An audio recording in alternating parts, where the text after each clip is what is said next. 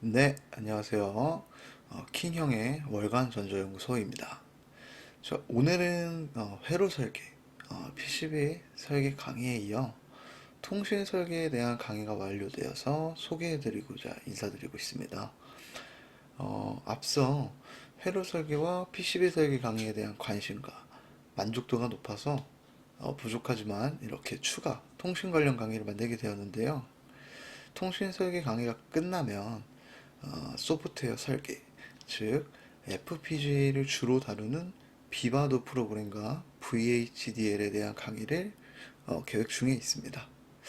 우선 이 통신 설계 설명드리기에 앞서서 회로 설계와 PCB의 설계 강의에 대한 내용이 궁금하신 분은 구글 검색창에 월간 전자연구소 또는 화면에 보이는 이 블로그 주소로 들어오시면 강의 후기와 소개 영상, 강의 계획 등을 볼 수 있으니 참고해 주시면 될 것 같습니다.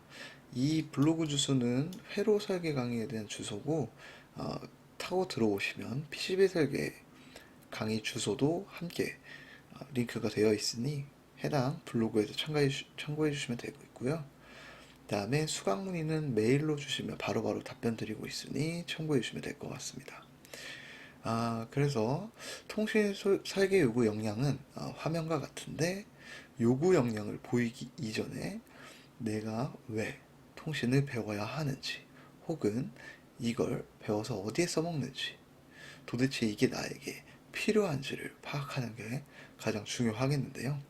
그래서 제가 간단히 요구 역량 예시를 가져와서 모든 시스템이나 모듈, 전자기기 등의 설계 순서를 간략히 정리하여 설명드리고 진행하도록 하겠습니다.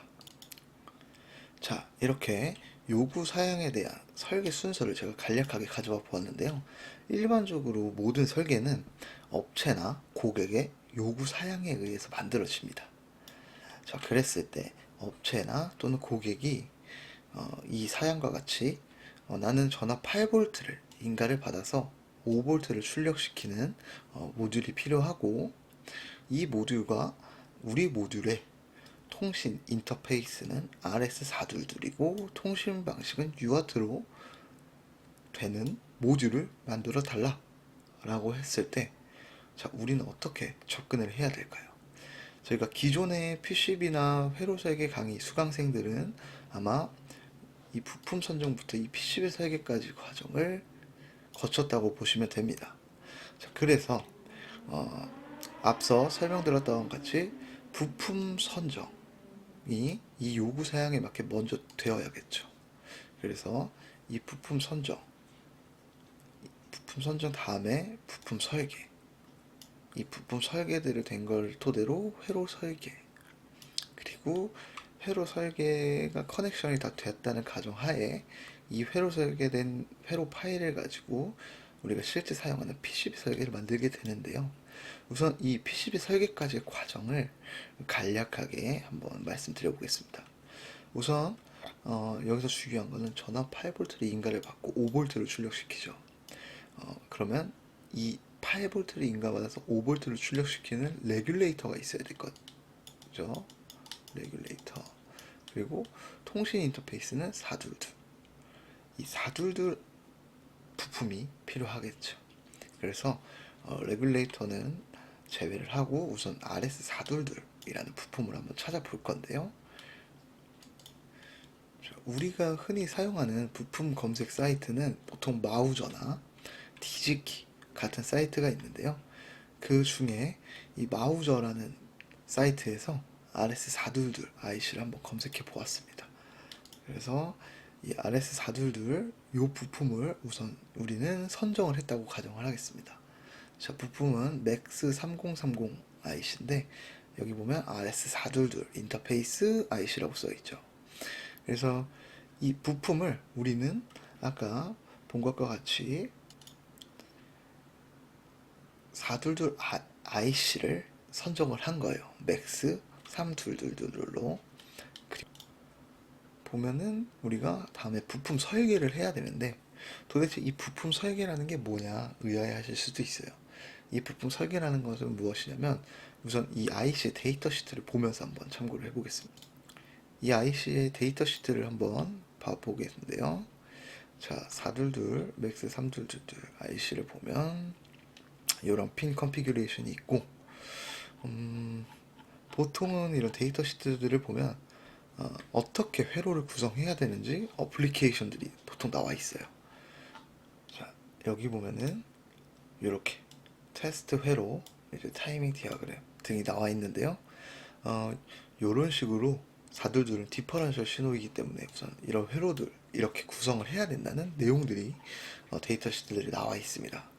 다른 뭐 ADC나 이런 IC들도 아예 어플리케이션 회로도가 기본적으로 제공이 되는데, 모든 부품을 그거대로 똑같이 해야 되는 게 아니라 참고만 해서 내가 설계하는 환경에 맞게 수정을 해주셔야 되는 겁니다.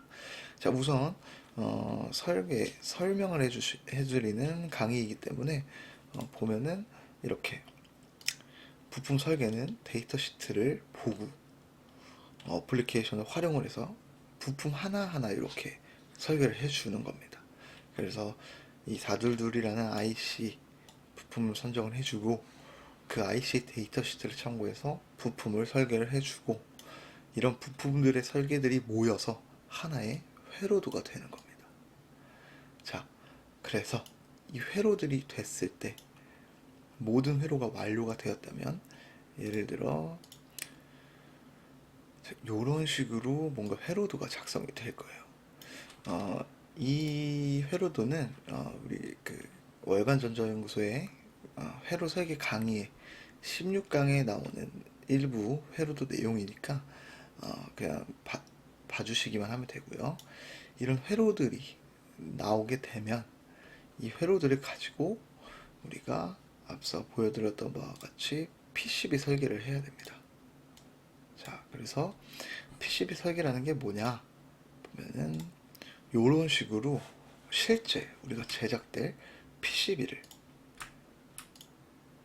만드는 설계 과정입니다. 그래서 요런 커넥션들 있죠. 이런 연결들이 회로도상에 뭔가 그냥 쓰여진 느낌이라면, 실제 PCB로 우리가 보드 사이즈도 정하고 직접 라우팅해서 이렇게 배선을 하나하나 하고 또 전원 구분도 하고 이런 식으로 PCB 설계가 완성이 되는 겁니다. 그래서 결국에는 우리가 모든 모듈들은 이렇게 부품 선정부터 부품 설계, 회로 설계, PCB 설계까지의 과정을 거친다 라고 보시면 돼요. 그래서 여러분들이 보는 PCB들은 모두 이런 과정들을 거쳤다 라고 봐주시면 되는데, 그렇다면 이번 설계의 핵심인 이 통신 설계, 이 통신 설계는 왜 필요하냐? 사실 통신 설계는 이 과정 중에 어디에 속할까요? 아마 이 회로 설계 안에 속하겠죠. 우리 회로 설계 강의 안에는 부품 선정부터 회로 설계까지 과정을 갔는데, 그 중에 통신 내용은 아예 뺐습니다. 이렇게 따로 설명드릴 부분들이 많아서 뺐기 때문에 이 통신에 대해서 내가 왜 알아야 되냐고 보면은, 여러분들이 하시는 업무에 내가 코딩을 해야 된다, 혹은 나는 펌웨어 설계 개발자다, 또는 나는 아날로그 회로 설계 개발자인데 통신 쪽도 설계를 해야 된다, 이런 분들 아마 대부분이 이런 통신들을 알아야 될 텐데요. 이런 통신에 대한 설계는 무조건적으로 필요하겠죠. 그래서 이 통신으로 봤을 때 무선 통신도 있고 유선 통신도 있고 뭐 시리얼도 있고 여러 내용들이 있는데, 이런 개념들을 잡기가 굉장히 어려워요. 그래서 그런 개념들을 좀 더 쉽게 잡고 어떻게 도대체 인터페이스는 뭐고 통신 방식은 뭐고 프로토콜은 뭐고 이런 내용들을 좀 자세하게 설명드리고자 이런 강의가 제작이 되었다고 생각을 해주시면 되겠습니다. 그래서 이 통신 설계가 완료가 되어야 우리는 이런 MCU나 CPU 또는 FPGA의 코딩을 할 수가 있게 되는데요. 물론 이런 통신 방식을 몰라도, 통신 인터페이스를 몰라도 코딩은 할 수 있겠죠. 하지만 뭐 UART라든지 아이스케어시라든지 SPI라든지 이런 통신 방식을 정해져야 우리가 소프트웨어 구현도 가능하고, 이런 인터페이스들이 하드웨어적으로 갖춰져야 우리가 실제 운용을 할 수가 있게 되는 겁니다. 그러니까 이 통신이라는 거는 모듈의 핵심이라고 봐주시면 되겠습니다. 그래서 이 요구 사양에 대한 설계 예시는 이 정도로 마무리하겠고요. 다시 넘어와서 통신 설계 요구 역량에 대해서 한번 봐보도록 하겠습니다.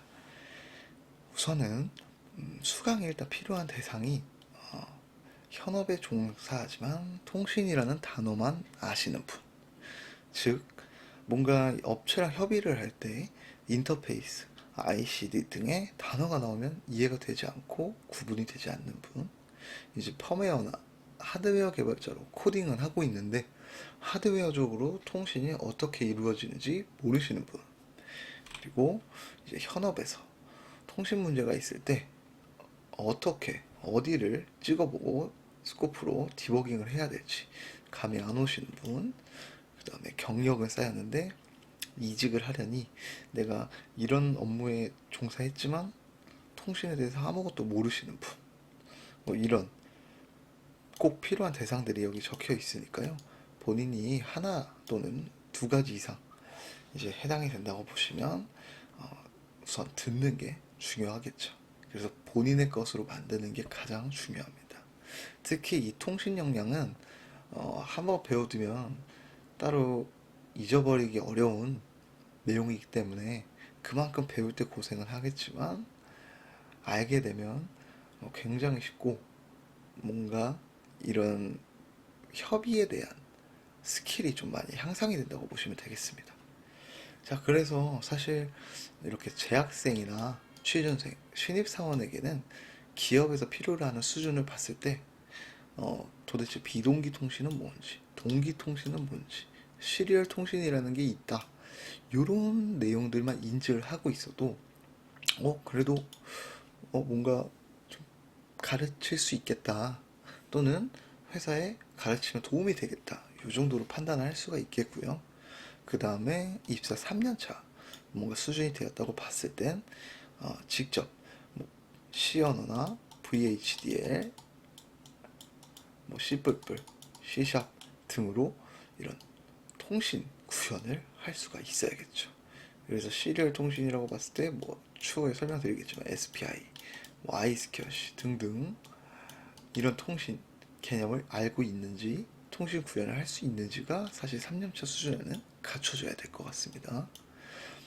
그리고 5년차 수준이 됐을 때는 우리가 타 업체와, 타 업체 개발자겠죠. 타 업체 개발자와 통신 프로토콜 ICD를 서로 이메일로 핑퐁 치면서 통신 규약을 작성을 하고 그거에 맞는 인터페이스도 협의를 할 줄 알아야 되며 이런 통신 프로토콜 문서들을 작성할 수 있어야 됩니다.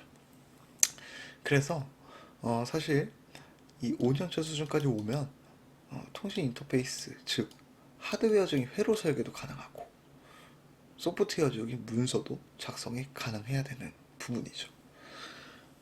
그래서 이렇게만 알아도 여러분들은 통신에 대해서 많이 알았다, 알고 있다 라고 봐주시면 됩니다. 워낙 많은 통신들도 많기 때문에 좀 모든 통신을 다룰 수는 없고요. 이 역량을 한번 보시고 내가 필요한지를 한번 판단해 보시기 바랍니다. 자, 그래서 우선 이 프로토콜 ICD가 무엇인지를 우선 간단하게 한번 설명을 드려보면요. 제가 커뮤니케이션 프로토콜 ICD라고 간단하게 한번 폼을 만들어서 와봤어요. 자, 이 부분에 대해서는 좀 중요한 내용이기 때문에 수강생에 한해서 파일을 보내드리고 설명을 드리겠는데요.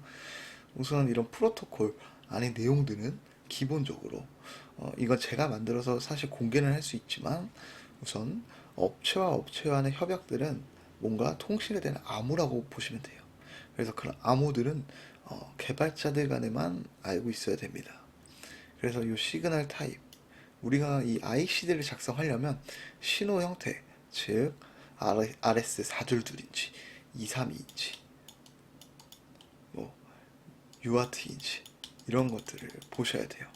그래서 이런 걸 우리가 정해줘야 되고, 뭐 UART라면 보레이스 몇인지 또는 SPI라면 클락 속도가 어떻게 되는지, 그 다음에 통신 데이터 스펙은 어떻게 되는지, 그 다음에 통신 주기, 그 다음에 데이터 길이, 그 다음에 보내는 주소, 받는 주소, 이런 것들이 기본적으로 갖고 있는 ICD의 양식이라고 봐주시면 됩니다. 그래서 이런 프로토콜 ICD에 대한 내용들은 실제 강의에서 직접 작성을 해가면서 좀 다루도록 하겠고요. 이런 폼이 정리가 되면 이렇게 메시지화가 돼서 이런 식으로 작성이 될 겁니다. 그래서 간단하게 설명을 드리면, 헤더 부분에는 기본적으로 모든 통신 데이터에 포함되어 있어야 될 정보라고 보시면 되고요. 스타트 코드, 예를 들면 통신 강의에서 설명하겠지만 무조건 주는 대로 받는 게 아니라, 예를 들면 스타트 코드라는 2바이트에 대한 데이터, 예를 들면 시작 데이터가 1111 헥사 값으로 1111 두 2바이트가 오면 이 데이터는 내가 받아야 될 데이터야, 이제 통신 받는 걸 시작하자, 이러고 스타트 코드를 받는 거고요.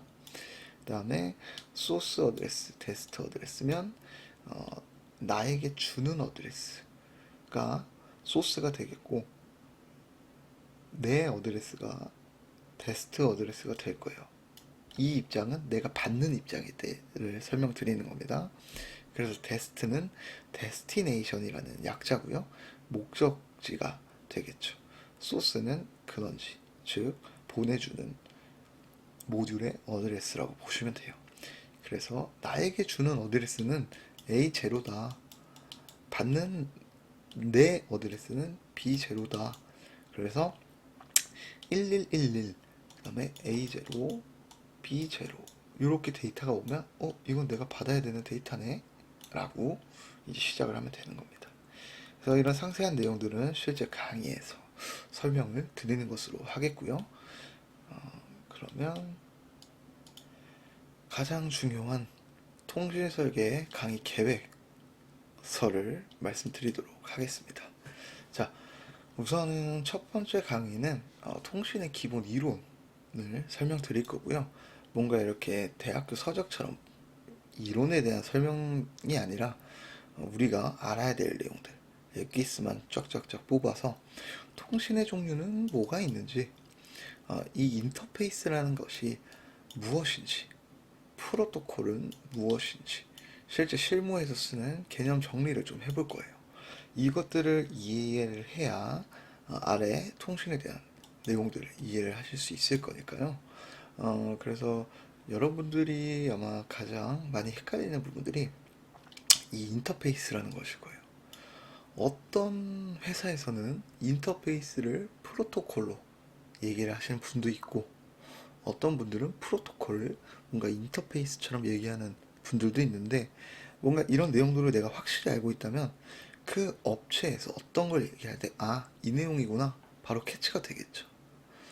이제 실무를 하시다 보면 내가 맞다, 너가 틀리다 이런 걸 따지다기보다는 상대가 인터페이스라고 말했지만 프로토콜을 얘기하는구나, 또는 프로토콜을 얘기하는데 인터페이스로 얘기를 하는구나, 이런 식으로 우리가 캐치를 잘 할 수 있어야 됩니다. 그게 개발자의 역량이라고 봐주시면 되고요. 사실 이 인터페이스 부분을 좀 저는 자세히 설명을 드릴 거예요. 결국엔 이 인터페이스라는 것이 이제 두 개의 서로 통신 지점을 연결해주는 장치라는 내용이거든요. 간단히 설명을 드리면, 그래서 지금은 그냥 인터페이스라는 것이 있구나, 프로토콜이라는 것이 있구나, 이렇게 생각을 해주시고 강의를 들어주시면 됩니다. 그래서 이런 상세한 내용들을 제가 1강에서 먼저 설명을 한번 쫙 드릴 거고요. 그 다음에 여러분들이 가장 많이 접했을 수도 있는 UART에 대해서 설명을 드릴 겁니다. UART는 이렇게 비동기 통신이겠죠. 비동기 통신이고 동기가 없기 때문에 우리는 통신 속도를 맞춰야 되는 보레이스라는 게 있고, 그 다음에 시리얼 통신의 한 종류고, 동작 원리에 대한 개념을 좀 먼저 두 번째 강의에서 설명을 드릴 거고요. 그 다음에 2강에서 이해한 내용을 토대로 보레이스를 계산하는 방법, 유아트 데이터를 실습했을 때, 실제 우리가 찍어봤을 때 이렇게 하이를 유지하다가 이런 식으로 데이터가 이런 디버깅 하는 데이터 내용에 대해서 좀 설명을 드리려고 합니다. 그렇게 해서 유아트는 마무리할 거고요. 그 다음에 SPI 통신도 우선 두 가지 강의로 잡았습니다. 그래서 첫 번째 강의에서는 SPI를 할 때는 네 가지의 신호가 있는데, 이런 신호들의 정의, 동작 원리, 그 다음에 마스터와 슬레이브에 대한 개념을 설명을 드릴 거고요. 그 다음에 실제 SPI 통신을 이용해서 우리가 슬레이브 칩을 한번 어떻게 제어되는지 데이터 시트를 분석을 해보면서 한번 볼 겁니다. 이 실습이라는 거는 직접 우리가 뭔가 코드를 구현하는 게 아닙니다. 코드 구현은 나중에 소프트웨어 설계에서 구현을 하는 걸로 할 거고요. 그렇게 SPI는 두 가지 강의로 진행이 될 거고, 아이스케어시 또한 SPI 통신의 중에 하나죠. 이렇게 6, 7강 두 강으로 똑같이 데이터 시트도 분석해서 슬레이브 아이스캐시 슬레이브 칩을 어떻게 제어하는지 데이터 시트 타이밍 디아그램을 보면서 분석을 할 겁니다. 그래서 이렇게 유아트부터 아이스캐시는 두 강씩 진행이 될 예정이고, 그 다음에 캔 통신, 아마 자동차 통신에서 가장 많이 쓰는 건데, 이 캔 통신에 대해서는 그냥 간략하게 개념만, 동작 원리에 대해서만 본다라고 생각을 해주시면 됩니다. 그 다음에 이 HDLC라는 것은 좀 생소할 수도 있는데, 일반적으로 방산업체에서 많이 쓰는 통신 중에 하나입니다. 지금은 많이 안 쓸 수도 있겠지만, 이 HDLC라는 것이 좀 복잡한 이 앞에 통신들에 비해서는 조금 코드적으로 구현하기가 어려운 내용들입니다. 그래서 HDLC라는 거는 보통 방산 쪽에 많이 쓴다고 봐주시면 되고, 심지어 얘네들은 구글이나 이런 인터넷상에 자료가 많지가 않아요. 그래서 이런 개념들을 좀 확실하게 제가 잡아 드리려고 하고, 두 번째 강의에서는 이 HDLC라는 통신 방식에는 에러 검출용으로 스토핑이라는 것이 존재를 하는데, 이런 내용들을 좀 설명을 드리려고 해요. 자료도 함께 공유를 해드리고. 그래서 이렇게 유아트부터 통신 방식에 대해서는 HDLC까지 보신다고 생각해 주시면 됩니다. 혹시라도 이제 이더넷이나 이런 무선 통신에 대해서 보려고 하신 분들은 유튜브나 이런 거에 이더넷 강의를 되게 잘 하시는 분들이 많아요. 그런 분들이 많기 때문에 저는 이더넷 내용을 굳이 설명할 필요는 없을 것 같고요. 이렇게 실제 하드웨어적으로 유선 통신으로 우리가 할 때 알아야 될 필수 요소들을 좀 뽑아온 거니까 이렇게 생각을 해주시면 되고, 자, 그러면 11강부터는 어떤 걸 들을 거냐? 우리가 유아트, SPI, 아이스케어시, 캔, HDLC라는 통신을 배웠는데, 얘네들을 우리가 회로적에서 모듈 간에 연결을 하려면 어떻게 해야 되냐? 그게 바로 11강부터 14강까지 내용입니다. 이 통신 인터페이스라고 나와 있죠. 이 인터페이스를 통해 유아트, SPI, 아이스케어시, 캔, HDLC 등을 서로 연결을 시켜줄 수가 있습니다. 그 내용들을 232부터 422, LVDS, 485까지 어떻게 연결을 하고 어떻게 구현이 되고 실제 회로로는 어떻게 구현이 되는지도 직접 회로들을 보여주면서 설명을 드릴 거니까요. 이 부분도 굉장히 핵심 중에 하나겠죠. 이런 통신 내용을 이해를 한 다음, 그 다음에 회로적으로 인터페이스를 이해를 하면 얘네들을 어떤 통신 인터페이스로든 우리는 구현을 할 수가 있는 겁니다. 하드웨어적으로. 자, 그래서 이렇게 설명을 드릴 거고요. 1강부터 14강까지 배운 내용들을 토대로 아까 보여드린 ICD 통신 프로토콜을 작성을 할 거예요. 그래서 이 ICD 통신 프로토콜을 만들면 누가 봐도 하드웨어 설계도 될 거고 소프트웨어 설계도 가능한 문서를 우리가 만들게 되는 겁니다. 즉 ICD라는 프로토콜을 만들면 우리는 하드웨어적으로 통신 쪽은 구현을 할 수 있고 소프트웨어적인 코드도 어떻게 구현할지 이 문서대로 따라만 하면 되게끔 되는 겁니다. 그래서 이렇게 15, 16강으로 진행이 될 거고 마지막 강의에서는 이건 또 플러스 추가 한 강이 될 수도 있겠는데요. 제가 통신 이 인터페이스들을 모두 넣은 회로들을 직접 설계를 해서 동작 내용에 대해 하나하나 설명을 드리고 만약에 혹시라도 여러분들이 통신 테스트 보드를 만든다면 이런 식으로 만들면 된다 라는 내용을 보여주려고 하는 겁니다. 그래서 그동안 배운 통신 인터페이스를 모두 활용해서 통신 전용 보드를 회로 설계하고 해석할 수 있는 것까지 해서 마무리를 할 겁니다. 자, 그래서 오늘 통신 설계 강의 소개 내용은 이렇게 마무리를 짓겠고요. 앞서 통신 설계 강의에 대해서만 처음 듣는 분들은 앞서 PCB 설계나 회로 설계 강의에 대해서 웬만하면 듣고 오시는 게 가장 좋긴 하고요. 혹은 여러분들께서 직접 회로 설계나 PCB 설계가 가능하다면 통신 설계를 바로 들으셔도 됩니다. 그래서 회로 설계나 PCB 설계, 하드웨어적인 설계 내용을 갖췄지만 통신을 모르시는 분들은 직접 바로 들으셔도 되고요. 추후에 이런 통신 설계를 다 진행을 해야 이제 제가 아까 말씀드린 요 소프트웨어 설계를 들으실 수 있을 겁니다. 그래서 이 소프트웨어 설계 강의를 듣게 되면 요렇게까지 여러분들은 다 아신다는 가정하에 진행을 할 거고요. 그래서 소프트웨어 설계 강의까지 하면 여러분들은 어떻게 보면 임베디드 개발자가 되기 전 펌웨어 개발자 또는 하드웨어 개발자로서 어느 정도 기본 이상은 한다 라고 봐주시면 됩니다. 그래서 여러분들이 이런 강의를 듣고 좀 도약할 수 있는 발판이 되었으면 좋겠고요. 저보다도 그 이후에 다른 더 좋은 개발자보다도 더 뛰어나신 엔지니어와 개발자가 되시기를 바라면서 이번 소개 영상 마무리하도록 하겠습니다.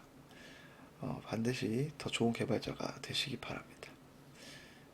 긴 강의 들어주셔서 감사드리고요. 문의사항은 아까 말씀드린 이 부분으로 문의 주시면 되겠습니다. 마치도록 하겠습니다. 감사합니다.